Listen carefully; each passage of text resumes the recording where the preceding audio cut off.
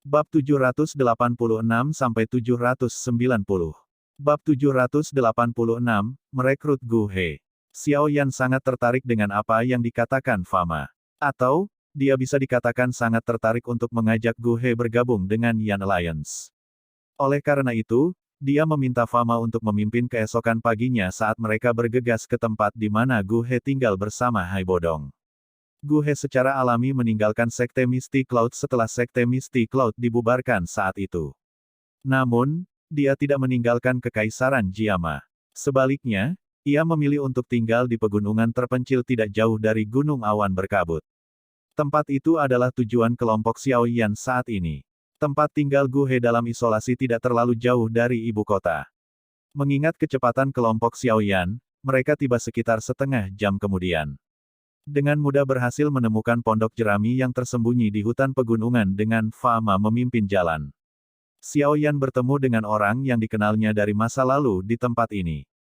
Itu adalah Liu Ling, yang pernah bertarung dengannya untuk memperebutkan tempat juara selama pertemuan besar alkemis di ibu kota saat itu. Yang terakhir jelas tercengang ketika dia melihat beberapa orang yang tiba-tiba muncul. Hanya ketika tatapannya beralih ke wajah Xiao Yan, dia berbicara dengan terkejut, "Xiao Yan. Mengapa kamu di sini?" Liu Ling merasakan perasaan yang cukup rumit terhadap Xiao Yan. Keduanya berada di level yang sama saat itu. Namun, sekarang dia hanyalah seorang alkemis tingkat 4 yang bekerja keras untuk mencapai tingkat 5 sementara yang terakhir sudah memiliki kemampuan untuk bersaing dengan gurunya, Gu He. Kesenjangan semacam ini secara alami membuatnya merasa sedikit putus asa. Saudara Liu, dapatkah saya menyusahkan Anda untuk menyampaikan pesan kepada Grandmaster Gu He? Katakan saja Xiao Yan ingin bertemu dengannya. Xiao Yan tersenyum pada Liu Ling saat dia berbicara dengan cukup sopan. Liu Ling ragu-ragu setelah mendengar nada sopan Xiao Yan ini. Dia mengangguk sekali sebelum membalikkan tubuhnya untuk berjalan ke pondok jerami. Dia sangat jelas tentang status Xiao Yan saat ini di dalam Kekaisaran Jiama, dan tentu saja tahu bahwa yang terakhir bukan lagi pemuda yang tidak memiliki banyak latar belakang. Xiao Yan mengirim Liu Ling ke pondok jerami dengan matanya sebelum kelompoknya menyapu mata mereka ke semua tempat. Mereka langsung mengangguk. Gu He ini benar-benar tahu bagaimana memilih tempat. Lokasi ini terisolasi dengan beberapa orang di sekitar. Biasanya hampir tidak ada orang yang bisa tiba di tempat ini. Itu dianggap sebagai tempat yang baik untuk hidup dalam isolasi. Pintu pondok jerami perlahan terbuka saat beberapa dari mereka melihat sekeliling. Sosok manusia perlahan mulai berjalan keluar. Dia melirik kelompok Xiao Yan dengan acuh tak acuh sebelum berbicara, "Kalian semua benar-benar berhasil menemukan tempat ini. Sepertinya faksi aliansi Yan saat ini telah benar-benar menyebar ke seluruh Kekaisaran Jiama. Bolehkah saya tahu jika Anda di sini untuk mencari masalah hari ini atau ada masalah lain?" Petik 2. Orang yang mengungkapkan dirinya secara alami adalah Pil King Gu He yang telah lama menghilang. Liu Ling berdiri di belakangnya dengan tubuh yang sedikit tertunduk. Tatapan Gu He menyapu kelompok Xiao Yan dan merasa sedikit tidak yakin tentang motif mereka untuk perjalanan ini. "Kamu benar-benar masih menunjukkan penampilan yang tidak disukai ini." Fama tanpa sadar menggelengkan kepalanya dan memarahi sambil tersenyum ketika mendengar ini. "Orang tua, kamu pasti orang yang membawa mereka ke sini." Gu He melirik Fama sebelum tatapannya langsung berpindah ke tubuh Xiao Yan. Dia dengan acuh tak acuh berkata, "Ketua Aliansi Yan, katakan saja masalah apa yang Anda miliki. Saya masih memiliki bidang bahan obat yang belum saya kelola hari ini.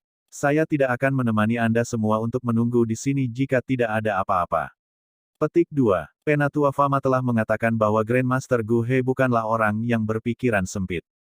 Dalam hal ini, saya tidak akan bertele-tele. Tujuan utama saya untuk datang hari ini adalah mengundang Grandmaster untuk bergabung dengan Yan Alliance Spill Hall.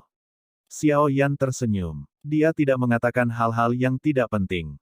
Dia malah memulai dengan topik utama. Dia tahu bahwa bertele-tele akan menyebabkan seseorang seperti Gu He merasa tidak sabar. Bergabung dengan aliansi Yan. Ekspresi aneh segera muncul di wajah Gu He ketika dia mendengar ini. Dia dengan malas melambaikan tangannya dan berkata, "Lupakan saja. Saya cukup bahagia dengan kehidupan saya saat ini. Saya tidak akan pergi dan bergabung dengan kesenangan dari faksi-faksi besar itu. Mereka sangat berisik sehingga menyebabkan seseorang merasa kesal." Petik 2. Tidakkah kamu berharap untuk memasuki Pil Tower, itu untuk berlatih. Potensi Aula Pil saat ini jauh lebih besar daripada asosiasi alkemis. Jika Anda bergabung, kemungkinan harapan ini tidak akan sulit untuk dicapai di masa depan. Fama tanpa sadar berbicara dengan sikap tak berdaya ketika dia mendengar jawaban Gu He. Orang tua, kamu bisa melupakan menggunakan ini untuk memikatku. Apakah Anda benar-benar berpikir bahwa saya tidak memiliki jalan untuk memasuki menara pil itu? Jika saya tidak menganggap diri saya sebagai warga Kekaisaran Jiama, apakah menurut Anda mengingat keterampilan alkemis saya, tidak akan ada organisasi alkemis kuat yang mencoba merekrut saya jika saya meninggalkan tempat ini? Gu He meringkuk mulutnya dan tertawa dingin. Fama tidak bisa menahan diri untuk tidak berkata-kata ketika mendengar ini. Dia menatap Xiao Yan dengan cara yang agak malu. Dia secara alami tahu bahwa Gu He akan mencoba direkrut oleh seseorang kemanapun dia pergi, dimanapun di benua Doqi. Lagi pula, seorang alkemis tingkat 6 bukanlah komoditas umum yang bisa ditemukan di mana-mana. Xiao Yan tidak bisa membantu tetapi merasa agak terdiam ketika dia mendengar bahwa kondisi itu, yang tampaknya memiliki daya pikat yang cukup besar di mulut Fama, akhirnya menjadi tanpa ketertarikan sedikit pun pada Gu He. Orang tua ini memang tidak bisa diandalkan. Rasa malu di wajah Fama menjadi lebih padat ketika dia melihat wajah Xiao Yan. Grandmaster Gu He, meski begitu, kamu tampaknya tidak terlalu tertarik dengan asosiasi alkemis lain dari kerajaan lain. Karena ini masalahnya, mengapa Anda tidak mempertimbangkan aliansi Yan? Apakah karena masalah di antara kita berdua? Mata Xiao Yan meluncur ke Gu He saat dia perlahan berbicara. Gu He menyipitkan matanya dan mengamati Xiao Yan. Suaranya tiba-tiba tenang saat dia bertanya, kamu benar-benar ingin aku bergabung dengan Yan Alliance? Mengingat keterampilan pemurnian obat Grandmaster Gu He, saya percaya bahwa tidak ada faksi yang akan menyerah begitu saja. Xiao Yan melambaikan tangannya dan tertawa. Bukan tidak mungkin bagiku untuk pergi bersamamu. Namun, Anda harus menyetujui persyaratan saya. Mata Gu He perlahan menyapu tubuh Xiao Yan. Sesaat kemudian, dia menyipitkan matanya saat dia menjawab. Kondisi apa? Xiao Yan mengangkat alis. Dia tidak langsung setuju dan malah mengajukan pertanyaan dengan hati-hati. Lakukan pertandingan pemurnian obat denganku. Saya akan bergabung dengan aliansi Yan jika Anda menang. Apa yang kamu katakan? Mata Gu He bersinar saat dia melihat Xiao Yan. Api liar tiba-tiba melonjak ke nada suaranya. Dia telah menerima kekalahannya dari Xiao Yan dalam pertandingan saat itu. Hari ini, dia ingin menggunakan keterampilan alkemis yang dia kuasai untuk bersaing dengan Xiao Yan. Wajah orang-orang yang hadir, kecuali Xiao Yan, berubah ketika mereka mendengar kata-kata Gu He. Keterampilan pemurnian obat Gu He dikenal luas di Kekaisaran Jiama. Bahkan Fama tidak memiliki banyak kepercayaan diri ketika harus bersaing dengan keterampilan pemurnian obat dengannya. Kenapa kamu tidak mengubahnya ke kondisi lain? Mengingat status Anda, bukankah itu intimidasi jika Anda bersaing dengan Xiao Yan atas keterampilan pemurnian obat? Fama merajut alisnya saat dia berkata. Gu He mengabaikan kata-kata Fama.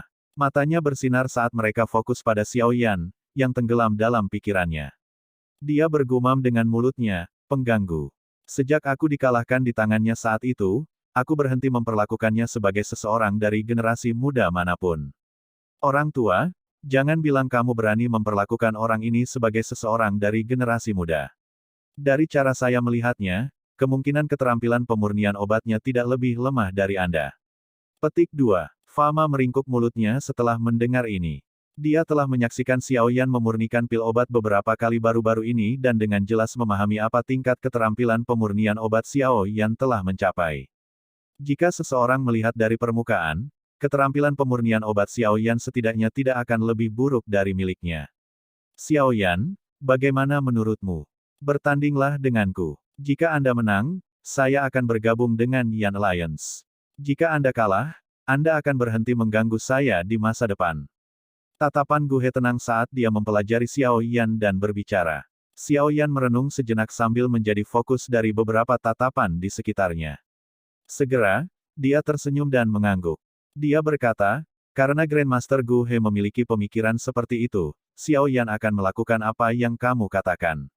Namun, saya harap Anda tidak akan menemukan alasan lain untuk menolak saya setelah pemenang ditentukan.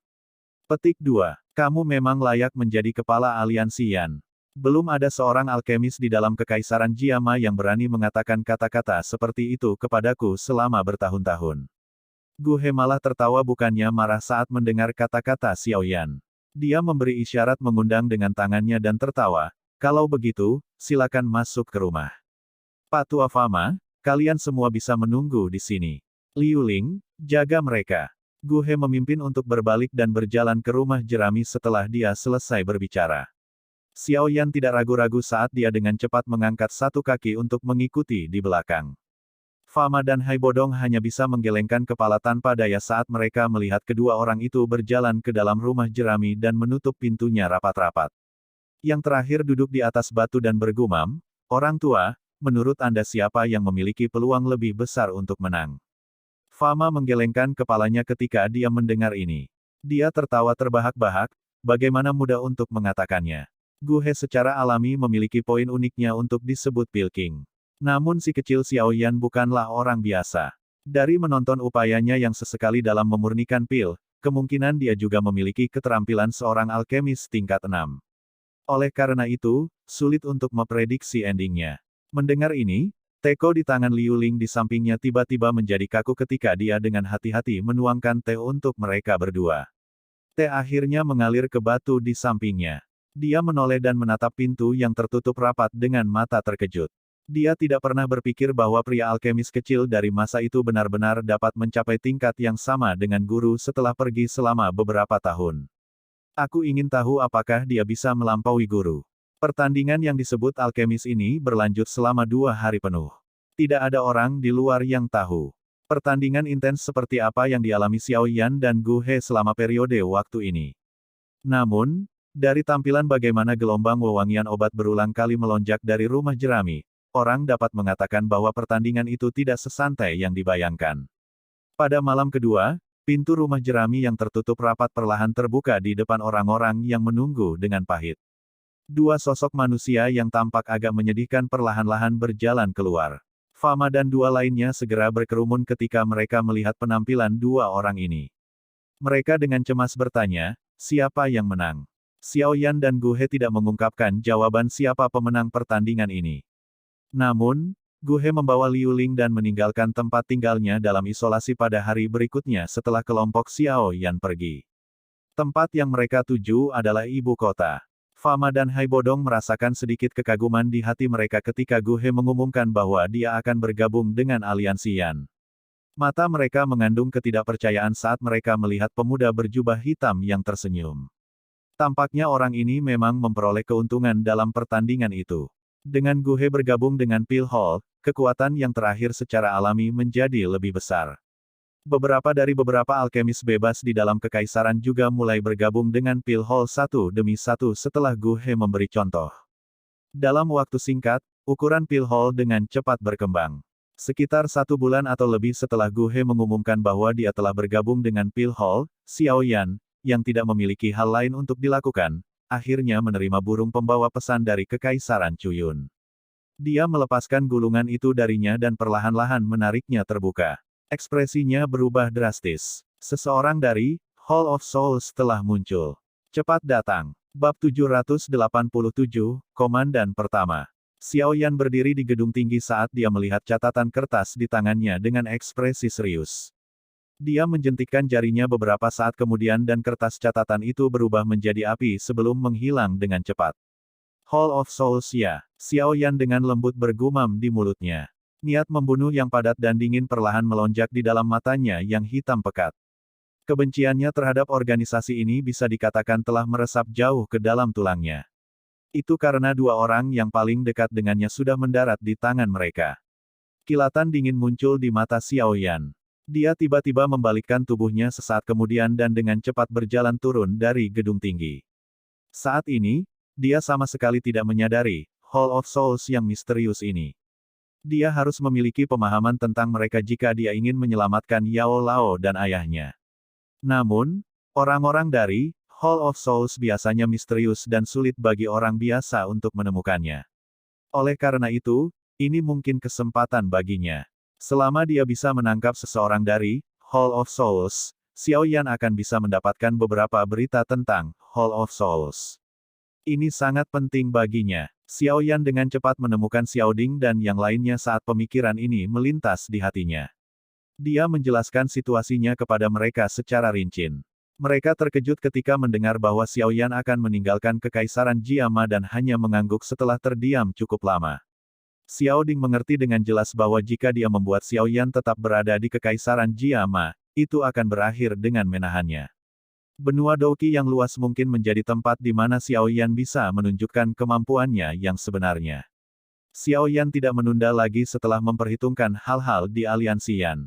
Dia menemukan Ziyan di dalam ibu kota sebelum naik ke udara bersamanya saat dia dengan cepat terbang ke tempat di mana pegunungan Magical Beast berada. Xiao Yan takut pada orang-orang dari Hall of Souls. Oleh karena itu, dia secara alami perlu mengumpulkan semua pembantunya dalam perjalanannya ke Kekaisaran Chu Yun kali ini. Medusa jelas merupakan pilihan terbaik. Saat ini, suku ular orang telah menetap di daerah yang dekat dengan pegunungan Magical Beast. Meskipun mereka akan terlibat dalam perkelahian dengan beberapa binatang ajaib selama periode waktu ini tidak dianggap sebagai hal yang buruk bagi beberapa orang ular yang haus akan pertempuran. Setelah tinggal di dalam Kekaisaran Jiama, penjagaan suku ular rakyat terhadap manusia telah sedikit melemah. Ada juga lorong di perbatasan antara suku dan dunia luar. Meskipun ada tentara suku ular orang yang menjaga ketat di sekitar lorong, tidak diragukan lagi jauh lebih baik jika dibandingkan dengan masa lalu ketika mereka langsung membunuh setelah melihat manusia. Kemungkinan besar dengan interaksi dalam jangka waktu yang lama, suku ular orang secara bertahap akan meninggalkan pikiran yang dijaga ini dan menjadi anggota Kekaisaran Jiama. Meskipun daerah di mana suku ular orang berada jauh dari ibu kota, Xiao Yan dan Ziyan berhasil muncul di tepi pegunungan Magical Beast setelah 1 jam dengan kecepatan mereka. Tatapan mereka perlahan menyapu pegunungan yang luas ini. Mereka bisa melihat orang ular itu melewati hutan. Beberapa orang di dalam hutan yang luas juga memperhatikan mereka setelah mereka berhenti di langit di atas tempat ini. Beberapa sosok dengan cepat bergegas ke langit dengan mata hati-hati. Mereka tercengang ketika melihat Xiao Yan, dan kehati-hatian di mata mereka sangat melemah. Teman-teman dari suku ular manusia, saya ingin bertemu Ratu Medusa untuk beberapa hal. Bisakah Anda memimpin jalan? Xiao Yan menangkupkan tangannya ke arah beberapa ahli dari suku ular orang, dan berbicara dengan suara yang dalam. Pemimpin suku sedang mundur. Jika Anda ingin melihatnya, silakan ikuti kami untuk bertemu dengan komandan pertama terlebih dahulu. Hanya dia dan beberapa tetua dari suku yang bisa memasuki ruangan itu. Seorang ahli ular orang ragu-ragu sejenak sebelum membuka mulutnya untuk berbicara. Komandan pertama, Xiao Yan merajut alisnya setelah mendengar ini. Pakar ini, yang hanya lebih lemah dari Medusa di seluruh suku ular orang, juga seseorang yang pernah dia dengar. Namun, Xiao Yan belum pernah bertemu dengannya. Dari penyebutan beberapa orang ular sesekali, orang ini sepertinya adalah orang yang tergila-gila pada pelatihan. Selama pertempuran besar antara Kekaisaran Jiama dan 3 kerajaan besar ini, orang ini terus mundur selama lebih dari setahun. Gurun telah benar-benar kosong pada saat dia keluar dari retretnya. Jika suku ular orang tidak memiliki metode komunikasi khusus, kemungkinan orang ini bahkan tidak akan dapat menemukan anggota sukunya. Tentu saja, ini secara alami tidak cukup untuk menyebabkan Xiao Yan mengerutkan kening dengan cara ini. Maniak pelatihan ini juga memandang Medusa sebagai dewa wanita di dalam hatinya, seperti kebanyakan manusia ular laki-laki. Karena kekuatannya lebih rendah dari Medusa dalam suku, dia biasanya adalah orang yang memiliki kesempatan terbesar untuk bersamanya. Namun, Xiao Yan tiba-tiba meletus seperti harimau yang menghalangi jalannya. Oleh karena itu, meskipun belum pernah bertemu dengan orang ini, Xiao Yan juga tahu bahwa kemungkinan besar orang ini memiliki permusuhan yang cukup besar dengannya. Xiao Yan hanya bisa menggelengkan kepalanya tanpa daya saat pikiran ini melintas di hatinya. Dia berkata, "Kalau begitu, bisakah kamu memimpin jalan?" Meskipun Xiao Yan merasa bahwa komandan pertama ini, yang belum pernah dia temui, akan merepotkan, Xiao Yan tidak takut padanya. Jika orang lain tidak memahami situasinya, dia tidak keberatan menunjukkan tangannya. Bagaimanapun, selama seseorang mengalahkan para ahli top ini dari suku ular orang, seseorang akan dapat menyelamatkan banyak masalah di masa depan. Beberapa ahli ular orang mengangguk cukup sopan setelah melihat ini. Tubuh mereka bergerak dan mereka menembak ke arah hutan. Xiao Yan dan Ziyan mengikuti dari belakang. Xiao Yan, santai. Saya akan membantu Anda mengalahkan apapun komandan pertama jika dia berani berbicara omong kosong. Ziyan mendekati Xiao Yan dan tertawa. Dia sepertinya juga menyadari komandan pertama yang terkenal dari suku ular orang. Kamu harus lebih patuh. Kalau tidak, aku tidak akan membawamu lagi. Xiao Yan tak berdaya menggelengkan kepalanya saat dia menjawab. Jika kamu tidak membawaku pergi, aku akan melarikan diri sendiri seperti Liu Qing, Lin Yan, dan yang lainnya. Ziyan melengkungkan bibirnya dan sama sekali tidak takut dengan ancaman Xiao Yan. Xiao Yan hanya bisa memutar matanya saat mendengar ini. Dia mengutuk Lin Yan dan dua bajingan lainnya di dalam hatinya. Mereka benar-benar berani melarikan diri sendiri. Dia pasti akan mengajari mereka pelajaran yang tepat saat mereka bertemu berikutnya. Selama 1 tahun Xiao Yan melakukan retret, Lin Yan dan dua lainnya merasa bosan tinggal di Kekaisaran Jiama. Oleh karena itu, mereka meninggalkan Kekaisaran Jiama bersama-sama dan melakukan perjalanan setelah meninggalkan pesan. Namun, mereka mungkin tidak menyadari bahwa pertempuran besar meletus di dalam Kekaisaran Jiama tidak lama setelah mereka pergi. Pemandangan hutan di depan Xiao Yan tiba-tiba melebar saat dia mengutuk ketiga orang itu di dalam hatinya. Sebuah suku yang menempati ruang yang sangat besar muncul di hadapannya. Bangunan suku dibangun di samping gunung, dan bentuknya tampak seolah-olah tertanam di dalam tubuh gunung. Ular manusia yang ramai dan sibuk bergerak ke sana kemari di area ini. Beberapa tentara ular orang berdiri di tempat tinggi tertentu bersenjata lengkap. Mata tajam mereka mengamati situasi di sekitarnya setiap saat. Xiao Yan dan Ziyan mengikuti para ahli dari suku ular orang dan melewati suku tersebut. Beberapa waktu kemudian, mereka secara bertahap berhenti di tanah terbuka yang luas jauh di dalam suku. Ada tangga batu yang memanjang jauh ke pegunungan di belakang tanah terbuka. Namun, tangga batu ini saat ini dijaga oleh banyak ahli dari suku ular orang. Mata Xiao Yan terlempar ke tangga batu yang memanjang ke ujung pandangannya saat dia berdiri di tanah terbuka. Akhirnya, mereka berhenti di antara banyak penjaga ular orang di tempat itu. Di lokasi itu adalah orang ular jantan botak dengan mata tertutup. Benang aura kekerasan melekat di tubuhnya. Kepala botak mengkilap itu ditutupi dengan tato ular putih keabu-abuan. Itu tampak seperti ular racun putih keabu-abuan yang tergeletak di sana, menyebabkan seseorang bergidik tanpa merasa kedinginan. Mata Xiao Yan menyipit saat tatapannya berhenti pada orang ular berkepala botak itu. Dia bisa merasakan bahwa kekuatan orang ini saat ini berada di sekitar puncak kelas Do Huang. Selain Masuda dan 4 sesepuh, kemungkinan besar dia adalah yang terkuat di seluruh suku ular orang. Karena itu masalahnya, tampaknya orang ular berkepala botak ini seharusnya menjadi komandan pertama suku orang ular. Orang ular berkepala botak itu tampaknya telah merasakan sesuatu ketika Xiao Yan mengalihkan pandangannya.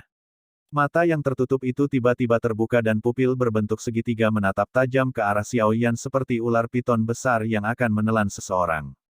Xiao Yan dari aliansi Yan meminta untuk bertemu Ratu Medusa. Tolong beritahu dia. Ekspresi Xiao Yan tidak berubah di hadapan tatapan orang ular yang akan membuat bulu kuduk berdiri. Dia menangkupkan tangannya dan perlahan berbicara. Xiao Yan. Aura kejam dari orang ular berkepala botak segera melonjak setelah mendengar nama ini yang baru-baru ini menjadi noda di hatinya. Tiba-tiba, dia berdiri. Kamu adalah Xiao Yan itu. Ekor orang ular berkepala botak itu berayun dan tubuhnya secara aneh muncul di tempat yang tidak jauh dari Xiao Yan. Matanya menatap Xiao Yan saat dia berbicara dengan cara yang agak gelap dan dingin. Xiao Yan merajut alisnya sedikit saat dia merasakan permusuhan dalam kata-kata pihak lain. Dia segera mengangguk. Senyum pertempuran muncul di wajah orang ular berkepala botak itu ketika dia melihat Xiao Yan menganggukkan kepalanya. Dia tidak mengatakan omong kosong lain saat dia mengepalkan tinjunya dengan erat. Lampu hijau berlama-lama dan muncul. Sisik ular tebal muncul. Tinjunya membawa kekuatan gelap dan dingin saat menghantam Xiao Yan dengan raungan marah. Ekspresi Xiao Yan berubah jauh lebih gelap saat dia merasakan angin dingin dan tajam yang ada di kepalan pihak lain. Kakinya menghentak lembut saat nyala api hijau tua yang kuat tiba-tiba melonjak dari tubuhnya. Nyala api naik dan tanah dengan cepat menjadi kering. Banyak retakan dengan cepat menyebar dari kekeringan. Wajah para ahli di sekitarnya dari suku ular orang terkejut saat mereka buru-buru mundur. Terlahir secara alami dengan konstitusi yang dingin, mereka paling takut dengan hal-hal semacam ini. Kejutan melintas di mata orang ular berkepala botak itu ketika dia melihat api hijau giok di tubuh Xiao Yan. Namun, tinjunya tidak berhenti sedikit pun. Kekuatan di atasnya malah menjadi lebih ganas. Tubuh kecil yang indah tiba-tiba muncul ketika tinju ini melakukan kontak dengan lapisan api hijau giok. Teriakan indah terdengar dan kepalan tangan kecil bertabrakan dengan orang ular di depan mata yang terkejut dari orang ular di sekitarnya. Bang! Ledakan rendah dan teredam terdengar saat kontak. Segera, riak menakutkan menyebar. Ziyan dan orang ular berkepala botak itu mundur beberapa langkah. Setelah dengan paksa menstabilkan tubuhnya, mata orang ular berkepala botak itu serius saat dia melihat Ziyan yang sedang menggosok tinju kecilnya. Setelah itu, dia tersenyum dingin pada Xiaoyan. Api teratai hijau giok seukuran telapak tangan perlahan melayang dari tangan Xiaoyan yang tampak acuh tak acuh tepat sebelum orang ular berkepala botak itu hendak diejek.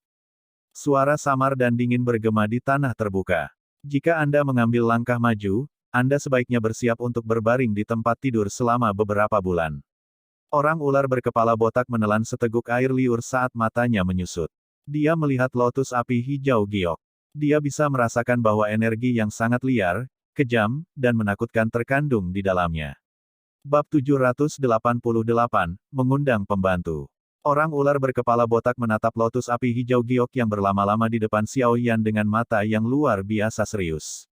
Dia jelas mengerti dari tatapan Xiaoyan yang benar-benar diam bahwa jika dia benar-benar mengambil langkah maju, teratai api, yang mengandung energi liar dan kekerasan yang menakutkan, pasti akan ditembak.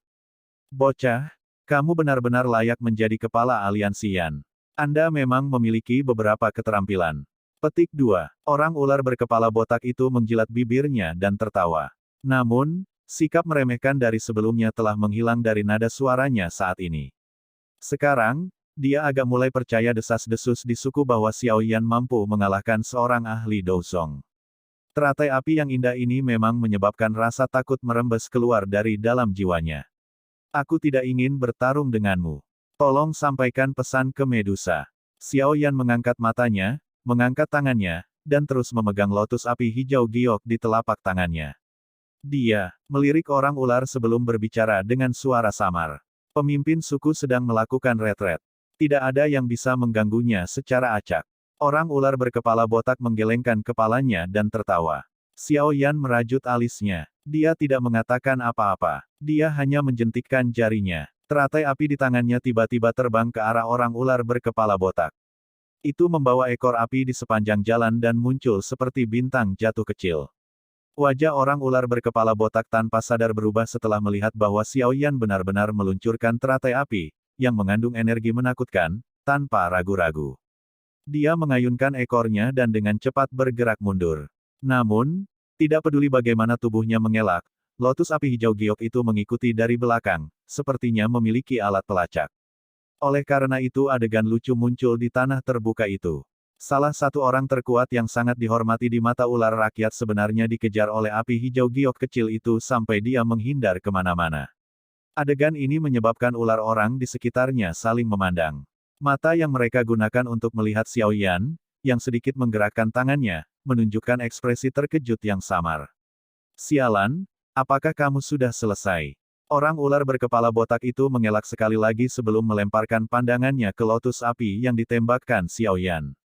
Dia dengan marah meraung. Teratai api berhenti perlahan. Akhirnya, itu tetap melayang di udara sekitar 2 hingga 3 meter dari manusia ular berkepala botak. Suhu tinggi yang dipancarkan darinya menyebabkan tetesan keringat yang padat muncul di dahi orang ular botak itu. Bisakah komandan pertama membantu menyampaikan pesan sekarang? Xiaoyan samar-samar tertawa. Kamu, komandan pertama yang berkepala botak menggertakkan giginya, tetapi dia segera melirik lotus api yang berputar perlahan di kejauhan di depannya. Hatinya bergetar. Jika benda ini meledak, dia mungkin akan mempertahankan hidupnya tetapi hidup setelah itu bukanlah hal yang baik. Tunggu di sini. Komandan pertama yang berkepala botak berjuang sejenak sebelum akhirnya menyerah.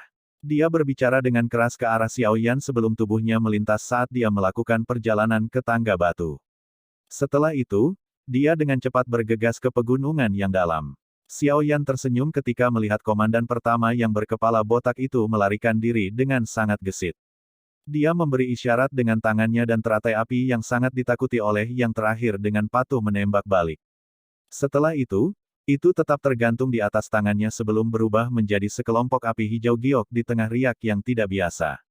Nyala api memasuki tubuhnya. Xiao Yan mengabaikan banyak tatapan penasaran dan hormat setelah mengembalikan lotus api ke tubuhnya. Dia perlahan menutup matanya dan diam-diam menunggu Medusa muncul. Ziyan yang bosan di sisi Xiao Yan mengamati sekelilingnya dengan mata penasaran.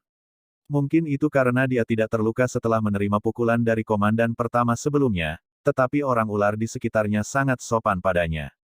Mereka mengungkapkan senyum ramah ketika mereka melihat dia melihat ke atas. Keduanya diam-diam menunggu. Sekitar 10 menit setelah orang ular berkepala botak memasuki pegunungan yang dalam, dua sinar cahaya dengan cepat keluar dari dalam. Akhirnya, mereka tetap tergantung di langit di atas tanah terbuka sebelum mereka mendarat dengan mantap. Ular orang dan penjaga di sekitarnya di tanah terbuka dengan hormat membungkuk saat melihat sosok cahaya di depan. Mengapa kamu punya waktu untuk datang dan mencariku di suku orang ular hari ini? Satu-satunya yang mampu memiliki prestise seperti itu di dalam suku ular orang secara alami adalah Medusa. Matanya menatap Xiao Yan dan Ziyan setelah mendarat. Dia tanpa sadar bertanya dengan sedikit terkejut. Kailin Jie, kakak perempuan. Ziyan melompat kegirangan ketika dia melihat Medusa muncul.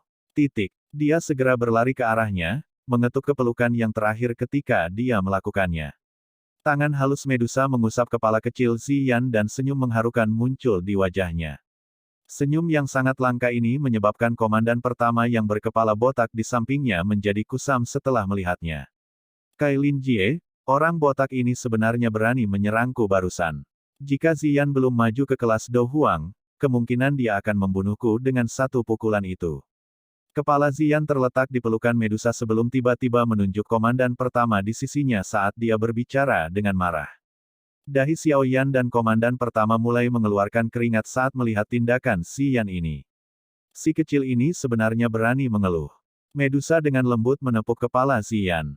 Setelah itu, matanya yang cantik dengan acuh tak acuh melirik komandan pertama yang berkepala botak di sisinya.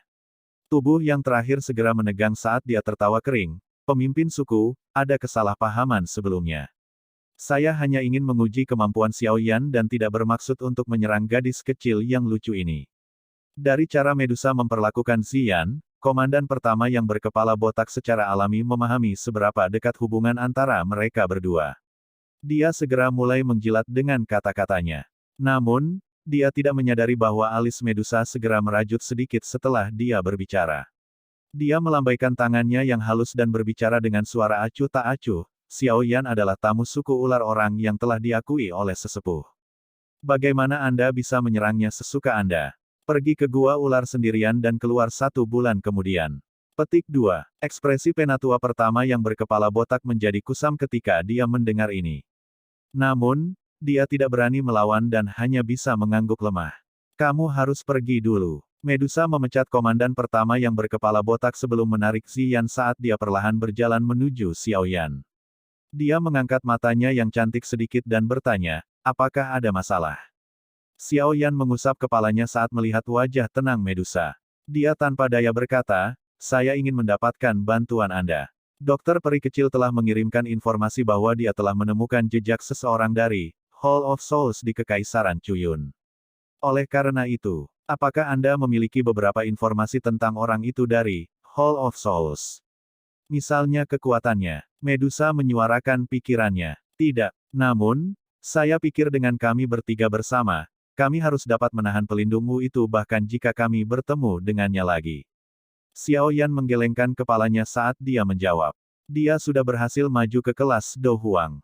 Dia tidak perlu lagi mempertaruhkan nyawanya dan pergi keluar seperti yang dia lakukan saat itu ketika menghadapi Do Zong Elite. Selain itu, dia saat ini tidak hanya memiliki Medusa, tetapi juga dokter peri kecil, yang tidak kalah dengannya. Barisan ini kemungkinan bisa dianggap cukup kuat bahkan di benua Doqi. Mata Medusa sedikit bergerak. Dia berbicara dengan agak gelisah, ini memang bisa dianggap benar. Namun, saya tidak nyaman dengan dokter peri kecil itu. Terlebih lagi, kali ini, kita memasuki jauh ke dalam Kekaisaran Chuyun. Tempat itu adalah wilayahnya. Jika dia ingin bermain trik, Xiao Yan hanya bisa memutar matanya di dalam hatinya ketika dia mendengar ini. Memang tidak mudah untuk menyelesaikan permusuhan yang terbentuk antar perempuan. Sepertinya dia akan membutuhkan cukup banyak waktu untuk membuat Medusa mempercayai dokter peri kecil. Lupakan saja, karena kamu percaya padanya, kami akan melakukan apa yang kamu katakan. Kalau tidak, Anda akan menyalahkan saya karena berpikiran sempit di hati Anda. Sudut bibir Medusa melengkung ketika dia melihat senyum pahit Xiao Yan. Setelah itu dia melambaikan tangannya dan berbicara dengan suara samar. Xiao Yan terkejut saat melihat Medusa mengangkat tangannya yang halus. Dia tanpa sadar mengulurkan tangannya dan meraihnya. Dia mengerutkan kening saat melihat bekas luka di lengannya yang disembunyikan oleh lengan bajunya sebelum bertanya, "Kamu terluka? Apa yang terjadi?" Kemerahan halus muncul di wajah Medusa yang menyihir saat tangannya dicengkeram oleh Xiao Yan di depan begitu banyak anggota suku. Dia buru-buru menariknya dan berkata, "Ini adalah cedera kecil. Kami ingin membangun suku di tempat ini yang dekat dengan pegunungan Magical Beast dan secara alami diperlukan untuk memindahkan tanah dan pepohonan. Pada akhirnya, kami menarik cukup banyak binatang ajaib yang kuat. Ini disebabkan oleh binatang ajaib yang mencakarku karena kecerobohanku selama pertempuran. Mengapa kamu tidak mengirim seseorang ke aliansi Yan untuk mencariku? Dengan kekuatan aliansi Yan saat ini, itu sudah cukup untuk menciptakan area yang aman untukmu." Xiao Yan mengerutkan kening saat dia menjawab. "Bukannya saya tidak bisa menyelesaikan masalah ini. Tidak perlu merepotkan kalian semua." Medusa samar-samar tersenyum. Dia merasakan kehangatan samar mengalir dari Xiao Yan saat ini dan hatinya agak nyaman. "Kapan kita berangkat?" Medusa tidak ingin terjerat dalam topik ini terlalu lama. Dia mengubah topik dan mengajukan pertanyaan. "Secepatnya." Xiao Yan menjawab dengan suara yang dalam. "Kalau begitu, tunggu aku sebentar. Saya akan membahas beberapa masalah dalam klan dan mengikuti Anda." Medusa tidak ragu sedikit pun ketika dia mendengar ini. Dia mengangguk dan membalikkan tubuhnya hanya untuk ditangkap oleh Xiao Yan. Dia bisa mendengar suara lembut yang ditransmisikan dari mulut pihak lain saat dia merasa terpana. "Terima kasih." Medusa terkejut ketika dia mendengar kata ini. Dia segera tersenyum dan berkata, "Perlakukan saja ini sebagai hadiah karena Anda membantu saya memperbaiki pil tulang darah jiwa surgawi." Dia menggerakkan tangannya yang halus setelah berbicara dan melarikan diri dari cengkeraman Xiao Yan. Setelah itu, dia bergegas ke ruang pertemuan di dalam suku. Xiao Yan dengan lembut menghela nafas saat dia melihat ke belakang Medusa. Hatinya dipenuhi dengan perasaan yang rumit. Bahaya perjalanan mereka saat ini ke Kekaisaran Chuyun adalah sesuatu yang tidak perlu dikatakan. Selain itu, Kekaisaran Jiama secara bertahap menjadi damai dan suku ular orang baru-baru ini pindah. Pasti ada banyak hal yang berubah di sukunya. Namun, dia masih tidak menolak. Hati Xiao Yan tidak terbuat dari batu. Dia juga merasa sedikit tergerak di hatinya ketika pihak lain melakukan semua upaya ini. Xiao Yan menghela nafas panjang dari mulutnya. Dia menepuk kepala Ziyan tapi hatinya agak kacau. Dia telah membantunya terlalu banyak. Medusa tidak mengambil terlalu banyak waktu untuk menyelesaikan beberapa masalah. Setelah sekitar setengah jam, dia telah menyelesaikan semuanya dengan tepat. Dia dengan cepat meninggalkan tanah suku ular orang dengan Xiao Yan dan Ziyan. Mereka mulai terbang menuju perbatasan kekaisaran. Ada jarak yang cukup jauh ke perbatasan kekaisaran. Bahkan dengan kecepatan kelompok Xiao Yan, mereka hanya berhasil mencapainya di malam hari. Bab 789, bergegas ke Chuyun. 3 sinar cahaya melintas dari puncak gunung yang jauh di perbatasan Kekaisaran Chuyun. Sesaat kemudian, mereka berubah menjadi 3 sosok manusia. Di depan adalah Kekaisaran Chuyun. Dikabarkan bahwa Poison Masters mendominasi interior Kekaisaran ini. Kita harus lebih berhati-hati ketika bertindak di masa depan. Xiao Yan melihat benteng samar di ujung pandangannya dari titik vintage yang tinggi sebelum menoleh untuk mengingatkan Medusa dan Ziyan. "Ya," keduanya mengangguk. Medusa memandang Ziyan di sampingnya, sedikit ragu, sebelum berkata, "Apakah kamu yakin ingin membawa Ziyan?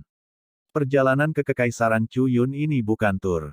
Petik 2. Wajah kecil Ziyan segera menjadi cemas ketika dia mendengar kata-kata Medusa. Dia tidak mau tinggal sendirian di Kekaisaran Jiama. Itu sangat membosankan. Santai. Jangan meremehkan gadis kecil ini. Dia juga seorang ahli Do Huang. Menambahkan kekuatan anehnya yang menakutkan, dia bahkan mampu bersaing dengan para ahli biasa di puncak kelas Do Huang. Terlebih lagi, jika menyangkut situasi hidup dan mati, kemungkinan dia memiliki keterampilan yang lebih baik daripada kita berdua dalam hal mempertahankan hidupnya. Xiao Yan mengusap kepala Ziyan dan tertawa. Mendengar ini, Medusa juga ingat bahwa Ziyan benar-benar mengandalkan kekuatan kelas Doowang untuk menerima pukulan dari pelindung Wu kembali di pegunungan awan berkabut. Dia segera berhenti mengatakan hal-hal lain. Dia tersenyum pada Ziyan dan berkata, "Kalau begitu, kamu bisa mengikuti. Namun, saya akan mengatakan ini terlebih dahulu. Anda tidak bisa sedikit nakal kali ini. Anda sebaiknya tidak menyentuh apapun yang tidak boleh Anda sentuh." Sebagian besar ahli dari Kekaisaran Chuyun membawa semacam racun kotor. Petik 2. Ziyan buru-buru menganggukkan kepala kecilnya ketika dia melihat bahwa Medusa bersedia untuk setuju. Kalau begitu, ayo pergi. Markas besar Sekte Racun terletak di kota di tengah Kekaisaran Chuyun. Masih ada jarak yang harus kita tempuh untuk sampai ke tempat itu, Xiao Yan tertawa. Iya, Medusa sedikit mengangguk. Dia segera menarik Ziyan dan mereka berdua dengan cepat naik ke udara. Mereka terbang buru-buru menuju Kekaisaran Chuyun di bawah naungan langit malam.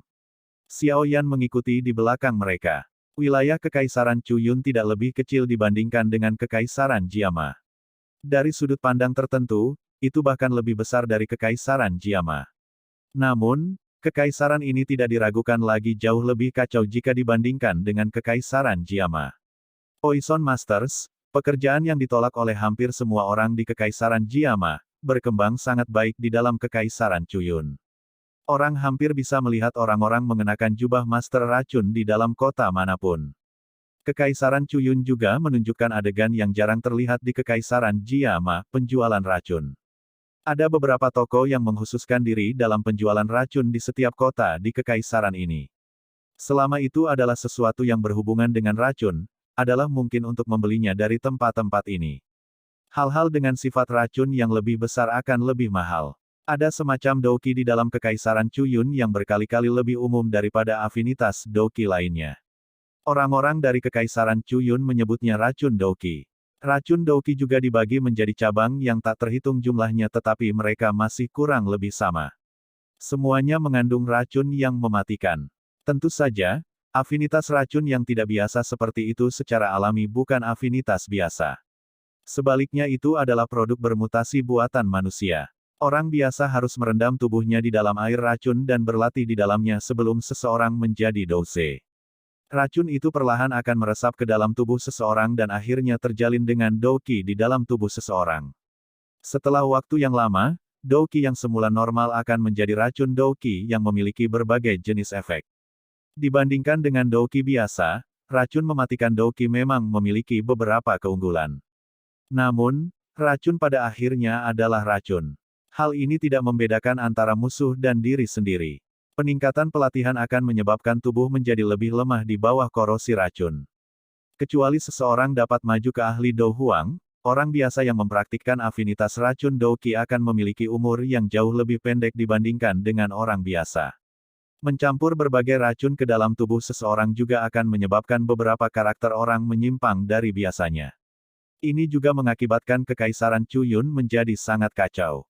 Pertarungan hemat dan habis-habisan tidak diragukan lagi jauh lebih sering dibandingkan dengan Kekaisaran Jiama.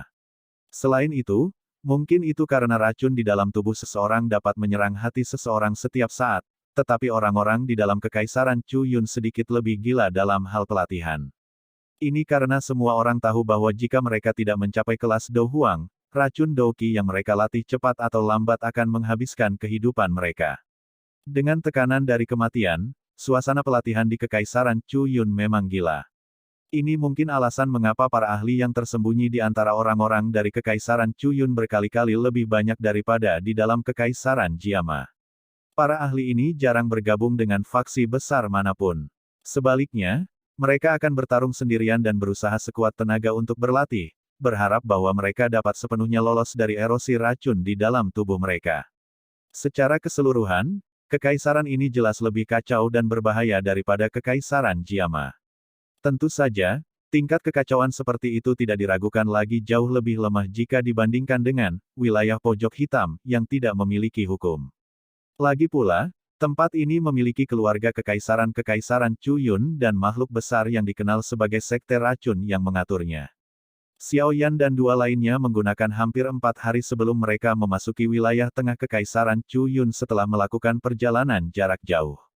Mereka bertiga juga mendapatkan pemahaman tentang kekacauan di dalam Kekaisaran Chu Yun selama perjalanan ini. Ini terutama terjadi ketika mereka melihat kabut racun muncul secara acak di sekitar beberapa pertempuran. Bahaya Kekaisaran ini yang terasa di hati mereka meningkat sedikit. Setelah memahami semua ini, hati Xiao Yan tanpa sadar mengagumi pencapaian Little Fairy Doctor sekali lagi. Mampu membentuk faksi besar yang hampir menguasai sepertiga Kekaisaran Chu Yun dalam tanah yang kacau ini kemungkinan akan melibatkan pembayaran dengan jumlah darah yang tak terhitung jumlahnya.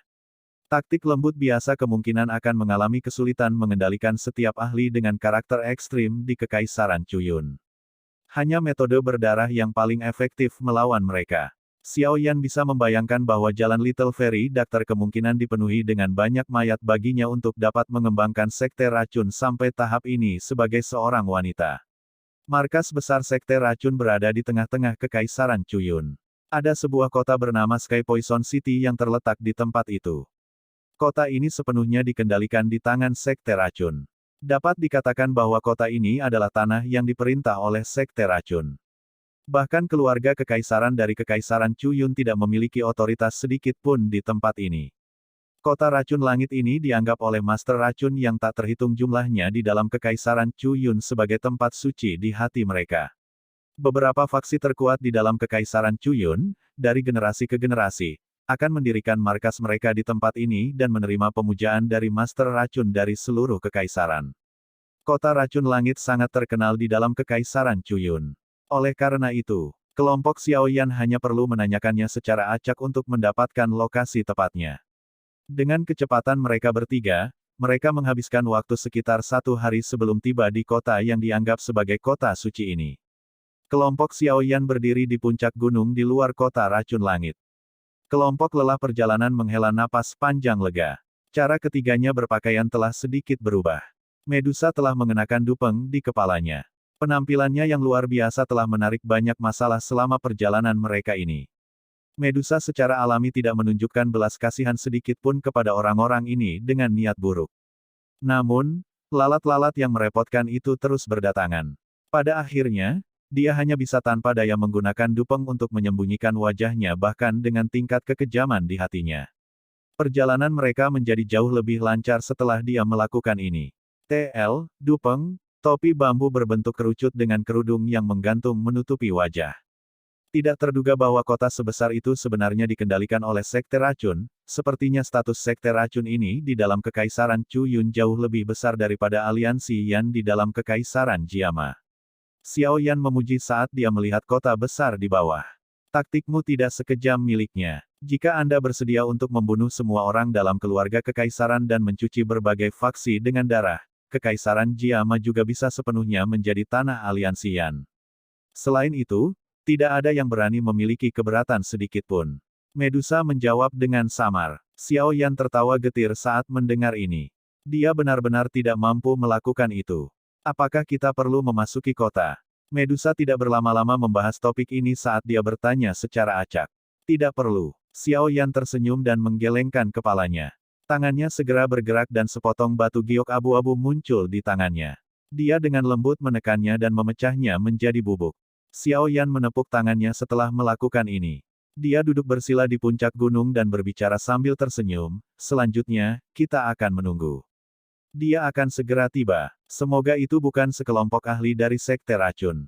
Medusa meringkuk mulutnya saat dia menjawab. Xiao Yan tanpa sadar menggelengkan kepalanya dengan sikap tak berdaya setelah mendengar ini. Tampaknya Medusa memiliki cukup dendam dengan dokter peri kecil. Namun, dia tidak berdaya ketika sampai pada hal-hal seperti itu. Mungkin keadaan akan sedikit lebih baik setelah mereka berdua berinteraksi untuk waktu yang lama. Mata Xiao Yan perlahan menyapu sekeliling kota racun langit sementara dia berpikir dengan cara ini di dalam hatinya. Dia menghela napas dalam-dalam dan secara bertahap mengepalkan tinjunya. Kilatan dingin muncul di matanya yang hitam pekat. Orang itu dari Hall of Souls, tunggu saja. Sosok hitam buram akhirnya muncul di depan mata mereka sekitar setengah jam setelah kelompok 3 pria Xiao Yan menunggu di puncak gunung. Akhirnya, itu melintas beberapa kali dan muncul di udara di atas puncak gunung ini. Bab 790, 10.000 gerbang kalajengking. Kedatangan sosok manusia secara alami menarik perhatian kelompok 3 orang Xiaoyan. Mereka segera menjadi berhati-hati. Hanya setelah sosok hitam muncul dan memperlihatkan rambut putih panjang simbolis, mereka bertiga menghela nafas lega. Maaf, aku benar-benar minta maaf. Sekte sedang mendiskusikan sesuatu sekarang jadi saya datang sedikit terlambat. Dokter peri kecil dengan lembut berbicara kepada Xiaoyan. Dia mengayunkan pinggangnya yang sempit sedikit saat dia perlahan turun. Matanya menyapu Ziyan dan Medusa di belakangnya ketika dia berbicara. Dia tanpa sadar melanjutkan dengan suara samar ketika dia melihat Dupeng di kepala Yang. Terakhir, bukannya aku belum pernah melihatmu. Mengapa Anda perlu menemukan Dupeng? Jangan bilang bahwa kamu pikir kamu tidak akan dikenali. Xiaoyan tanpa daya berteriak, ini buruk, di dalam hatinya ketika dia mendengar kata-kata dokter peri kecil ini. Seperti yang diharapkan, saat suara dokter peri kecil terdengar, Dupeng di kepala Medusa berubah menjadi bayangan hitam. Itu membawa angin kencang saat melesat dengan ganas ke arah yang pertama. Dokter peri kecil tidak menggerakkan tubuhnya sedikit pun saat matanya menatap Dupeng yang meledak secara eksplosif. Dia menjentikkan jarinya dan gumpalan angin melesat keluar. Akhirnya, itu bertabrakan dengan Dupeng dan segera meledak. Jika saya benar-benar ingin menyembunyikan jejak saya, apakah Anda dapat menemukan ratu ini dengan kemampuan Anda? Penampilan menyihir Medusa terungkap setelah Dupeng dibuang. Tatapannya sedingin es saat dia melihat dokter peri kecil dan mengejek. Tidak ada seorang pun yang tidak dapat saya temukan di Kekaisaran Cuyun ini. Dokter peri kecil tidak menyerah saat dia dengan dingin tertawa. Cukup, kalian berdua hanya diam. Kalian semua sebaiknya diam. Aku datang mencari kalian semua, tapi tidak untuk mendengar kalian berdebat. Xiaoyan merasa sakit kepala terbentuk ketika dia mendengar cara kedua orang ini mulai berdebat satu sama lain saat bertemu. Yang bisa dia lakukan hanyalah berteriak dengan marah. Setelah teriakan marah Xiaoyan, kedua orang ini sekali lagi saling menatap dengan dingin sebelum mengalihkan pandangan mereka. Dokter peri kecil, apakah Anda memiliki informasi tentang orang-orang dari Hall of Souls? Xiaoyan hanya menghela nafas lega saat melihat mereka berdua terdiam. Dia mulai membuka mulutnya dan menanyakan tentang hal terpenting dari perjalanan ini. Aye, seseorang dari Hall of Souls telah datang mencariku lagi saat aku kembali ke Kekaisaran Cuyun. Namun, dia tampaknya sedikit marah padaku karena tidak menangkapmu. Dia pergi setelah pertengkaran singkat. Kali ini, saya lebih memperhatikan dan secara bertahap menemukan jejak orang ini. Little Fairy Doctor menganggukkan kepalanya saat dia perlahan menjawab. Seperti apa kekuatannya? Mata Xiaoyan berkedip saat dia bertanya dengan suara yang dalam. Itu tidak lebih lemah dari milikku. Kalau tidak, dia tidak akan berani bertindak arogan di depanku. Dokter peri kecil menyuarakan pikirannya. Tatapannya segera melirik Medusa saat dia berkata, jika kita bertiga bergandengan tangan, kita mungkin bisa menahannya. Xiaoyan mengangguk sekali. Beberapa kegembiraan melompat di matanya. Dibandingkan dengan situasi di mana dia melarikan diri dengan Yao Lao di semua tempat, dia sekarang mulai mengambil inisiatif untuk mencari informasi mengenai orang-orang dari Hall of Souls. Perbedaan antara keduanya sangat besar. Dari sini, itu sudah cukup untuk menunjukkan pertumbuhan Xiaoyan selama beberapa tahun ini. Mungkin jika dia diberi waktu yang cukup, dia mungkin benar-benar memiliki kualifikasi untuk bersaing dengan Hall of Souls secara langsung. Seharusnya tidak terlalu merepotkan bagi kita bertiga untuk berurusan dengan ahli dari Hall of Souls itu. Namun, hal yang merepotkan adalah bahwa orang dari Hall of Souls ini memiliki hubungan dengan sebuah faksi. Jika kita benar-benar melakukan sesuatu, kemungkinan besar kita akan berkonflik dengan faksi ini. Dokter peri kecil ragu-ragu sejenak sebelum perlahan berbicara. Bukankah dikabarkan bahwa beberapa faksi Poison Master telah dieliminasi oleh Sekte Racun? Xiaoyan bertanya, merasa terkejut saat mendengar ini. Kami memang menghilangkan cukup banyak dari mereka. Namun, faksi yang disebut, Gerbang 10.000 Kalajengking, adalah pengecualian. Faksi memiliki seorang lelaki tua yang namanya sangat terkenal di dalam Kekaisaran Cuyun bertahun-tahun yang lalu. Meskipun dia jarang muncul akhir-akhir ini, dia masih hidup. Ketika kami bersiap untuk melenyapkan Sekte 10.000 Kalajengking, terakhir kali, kami akhirnya memperingatkan orang tua ini yang sedang retret. Saya telah bertukar beberapa pukulan dengan dia. Dia memang sangat merepotkan, dokter peri kecil berbicara tanpa daya. Apalagi, gerbang 10.000 kalajengking, ini juga memiliki cukup banyak ahli. Meskipun biasanya tidak menonjolkan diri dan tidak benar-benar campur tangan dalam masalah kekaisaran, mereka memang memiliki bobot yang cukup besar di dalam kekaisaran Cuyun. Kilatan dingin perlahan berkedip di mata dokter peri kecil. Jelas, dia merasa sedikit takut dengan gerbang 10.000 kalajengking ini. Ekspresi Xiao Yan berangsur-angsur tenggelam saat mendengar ini. Jika ini masalahnya, apakah mereka tidak harus memulai pertempuran dengan gerbang 10.000 kalajengking, ini jika mereka ingin menangkap orang dari Hall of Souls. Namun, ini adalah kekaisaran Cuyun. Sulit bagi para ahli dari aliansi Yan untuk mendukung mereka. Akan sangat merepotkan jika mereka menyerang. Karena dia bisa memanggilmu ke sini, wajar saja dia punya rencana. Mengapa kita tidak mendengarkan pendapatnya? Medusa membuka mulutnya, dan dengan acuh tak acuh berbicara ketika dia melihat ekspresi Xiao Yan. Xiao Yan terkejut saat mendengar ini. Tatapannya terlempar ke arah dokter peri kecil. Dokter peri kecil melirik Medusa sebelum menganggukkan kepalanya sedikit. Selama periode waktu ini, berita tentang beberapa konflik antara gerbang 10.000 kalajengking dan sekte racun telah berulang kali ditransmisikan.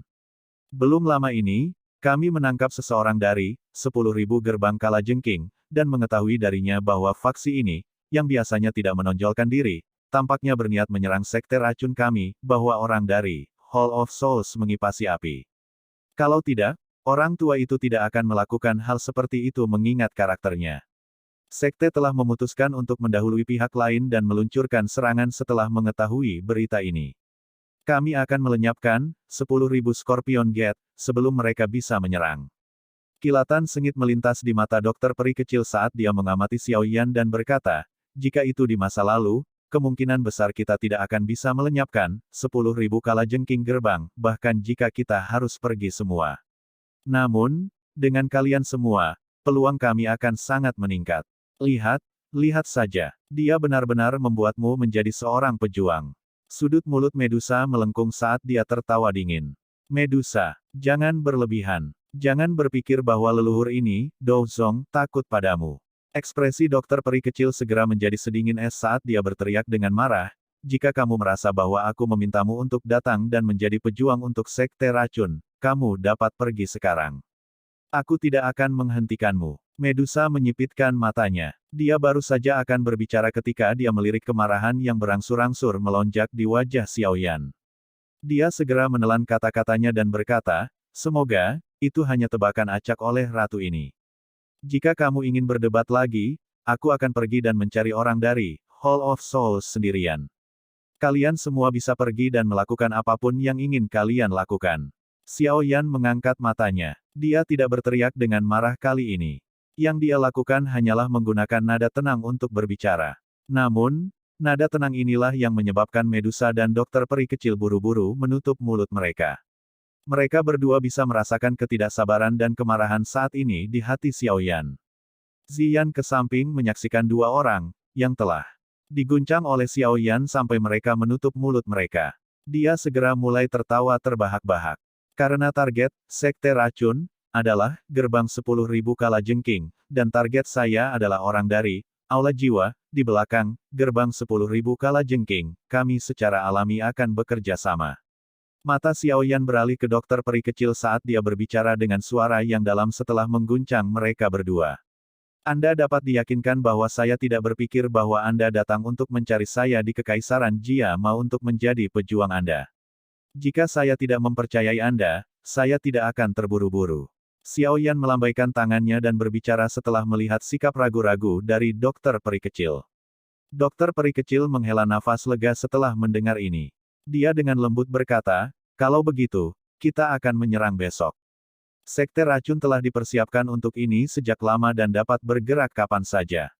Iya, Xiao Yan mengangguk sedikit. Dia menyuarakan pikirannya, seperti apa kekuatan orang tua dari 10.000 Scorpion Gate itu. Dia seharusnya berada di sekitar bintang 3 Douzong. Keterampilan racunnya sangat kejam. Saat itu, dia bisa dianggap sebagai bintang yang ganas, dan pernah menonjol di dalam Kekaisaran Cuyun. Namun, dia telah melakukan retret dan pelatihan selama beberapa tahun terakhir ini. Oleh karena itu, dia secara bertahap menghilang dari tempat kejadian. Namun, beberapa generasi yang lebih tua masih dapat mengingat orang tua yang kejam itu. Mata dokter peri kecil terlihat serius saat dia berbicara. Dia jelas sangat takut pada orang tua ini. Orang tua itu seharusnya dipanggil Xie Pian, kan? Mata Medusa di samping berkedip sejenak sebelum dia tiba-tiba bertanya. Kamu kenal dia? Dokter peri kecil dan Xiaoyan terkejut ketika mereka mendengar ini. Ya, kami bahkan bertukar pukulan saat itu.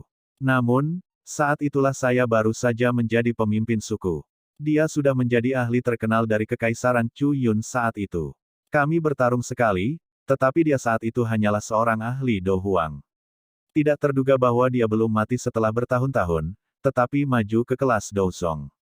Medusa perlahan berbicara. Itu benar, Hai Bodong juga pernah bertukar pukulan dengannya saat itu, tapi akhirnya kalah. Di sisi lain, Jia Xingtian dari keluarga Kekaisaran Jiama Empire unggul dalam beberapa pertarungan dengannya. Sayangnya, Xie Bian saat ini sudah menjadi Douzong elit sementara orang itu masih berada di puncak kelas Do Huang. Jika dia tahu tentang informasi ini, kemungkinan dia akan takut untuk waktu yang lama. Namun, secara keseluruhan, Xie Bian ini dapat dianggap menjadi pusat perhatian selama pertarungan antara para ahli dari Kekaisaran Jiama dan Kekaisaran Chu Yun saat itu. Dia telah melampaui cukup banyak ahli dari Kekaisaran Jiama. Petik 2. Xiaoyan merasa agak terkejut ketika mendengar beberapa peristiwa lama, yang terjadi saat itu, diludahkan dari mulut Medusa. Tidak disangka bahwa Xie Bian ini sebenarnya adalah lawan lama para tetua dari aliansi Yan. Dia seharusnya menjadi yang terkuat di dalam 10.000 gerbang kalajengking. Selama orang tua ini menetap, orang-orang yang tersisa, selain kepala Xie-san dan beberapa tetua, seharusnya tidak terlalu merepotkan. Tidak apa-apa menyerahkannya kepada para ahli dari Sekte Racun. Dokter peri kecil menganggukkan kepalanya dan menyuarakan pendapatnya, jika kita memasukkan ahli dari Hall of Souls itu, 10.000 Scorpion Gate seharusnya memiliki 2 Douzong elit. Dia dan saya harus bisa menghadapi mereka. Selain itu, Xiaoyan, Anda juga memiliki kartu truf yang dapat melukai seorang elit Douzong. Peluang kami untuk menang dalam pertempuran ini cukup besar. Xiaoyan tersenyum saat mendengar. Ini, dia mengangguk dan berkata, kalau begitu, kita harus pergi besok. Saya juga ingin melihat seberapa kuat orang yang menekan para ahli di Kekaisaran Jiama saat itu. Tentu saja, ada orang dari Hall of Souls. Dia adalah target terpenting dari perjalanan ini. Ekspresi Xiaoyan menjadi agak padat saat dia berbicara.